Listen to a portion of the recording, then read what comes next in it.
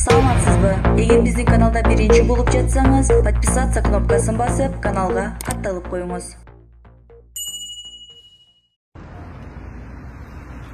Мен балыкчыдамын. Азыр эле тойдон чыктым. Бүгүн биздин партиялаш таланттын кызы Жеңишгүл Элеман деген жигитке турмушка чыгыптыр. Жигит тараптан кудалар жетегизден болушат экен. Алар да өмүр бою Ата Мекен партиясына добуш бергенбиз дейт. Той өткөн ресторандын ээси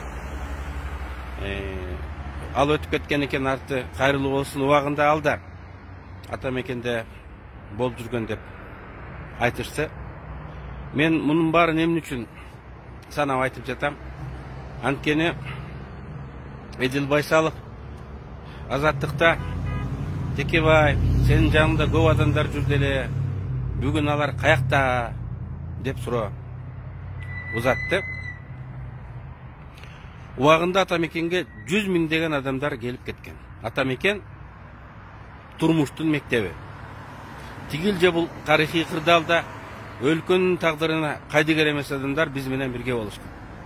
Бирок турмуш шартына ылайык, жагдайга ылайык алар активдүү саясаттан четтеп, өз тиричиликтерине менен алек. Алар кайда болбосун, биз аларга ыраазыбыз. Аман болсун. Анткени алар кайдыгер болбостон кайсыл бир убакта өлкөнүн кызыкчылыгы үчүн өз убактысын, өз эмгегин аяшкан эмес. Ата Мекен бул саясатчылардын фабрикасы. Кыргызстанда менмин деген саясатчылардын көбү Ата Мекенде тигил же бул убакта болуп тарбия алып чыккан. Орустарда бир макал бар. Эгерде орустарды тырмалап сырын кетирсең, анын алдынан татарин чыгат деген. Бүгүнкү саясатчылардын көбү дагы эртеби кечпи Ата Мекенде болгон. Эдил Байсаловка февралда конституциялык кеңешмеде бир аксакал таяк менен чабам деп, сен Текебаевчылсың, Текебаевдин адамысың деп жемелеген. Эдил, сен да биз менен болгонсуң. Сен акыркы жылдары бийлик тарапта, Сооронбай Жээнбеков тарапта болду. Бүгүн да колдон колго өтүп, бүгүнкү бийликтин тарабындасың. Ошондуктан бизде болуп, бирок тигил же бул шарт менен башка жака кеткен же өз тиричилиги менен алек болгон адамдарды биз айыптабайлык. Алардын тандоосу, биз аны сыйлайбыз. Ал эми Ата Мекенде бүгүн да адам көп. Бүгүн биз оппозициядабыз. 10-жылы очередь болуп агып келген мүчөлөр албетте бүгүн азыраак. Анткени мен камалып да көрдүм, куугунтукталып да көрдүм. Башыңа кыйын түшкөндө шам менен күндүзү издеп таба албай калган адамдарың болот. Салам айтпай качып кеткен адамдар болот. Ал эми башыңа иш түшкөндө да качпагандар бул чыныгы жолдоштор. Булар чыныгы достор. Бүгүн биз оппозициядабыз. Бирок биз менен көп адамдар, жаштар, ветерандарыбыз бар. Биз алар менен сыймыктанабыз. Ошондой адамдар бар болгон үчүн Кыргызстандын келечеги бар. Биз андай адамдарды урмат, сый менен жаштарга үлгү катары көргөзүшүбүз керек. Урматтуу Ата Мекенчилер, мен сиздер менен сыймыктанам. Айланайын Өмүрбек Чиркешевич.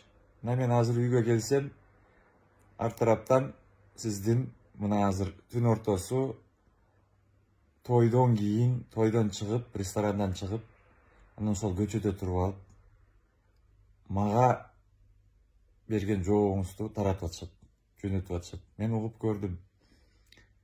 Өмүрбек Чиркешевич, мен сизди терең сыйлайм. Сиз билесиз, биз Текебаевдин доорунда жашап атабыз деп мен айткам. Бул куттуктоо дагы, бирок бул сыноо дагы.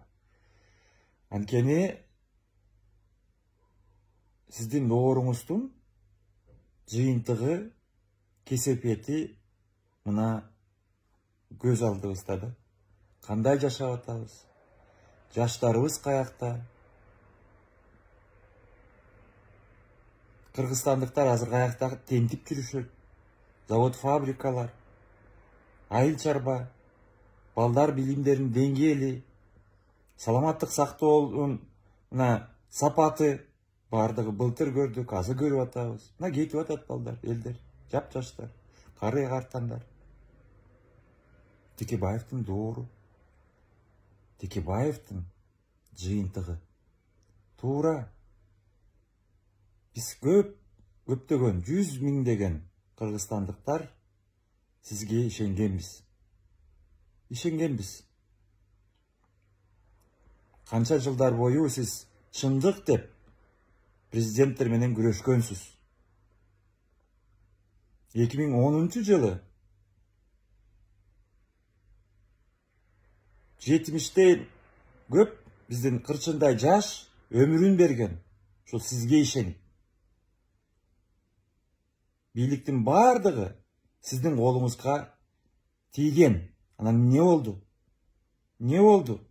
Мына көрдүк го. Партиялык коррупциянын бардыгы мына сизден башталды. Сиз баягында айттыңыз, баланча депутат ал ошол замат Садыр Жапаровдун тарабына өтүп кетти деп. А эмнеге аны алдыңыз элеңиз? Аны эмнеге тизмеге киргиздиңиз элеңиз? Фракцияңыздан бир эле Никитенко калды го жаныңызда. Эми Өмүрөк Черкешевич, мен сизге ийгилик каалайм. Ийгилик.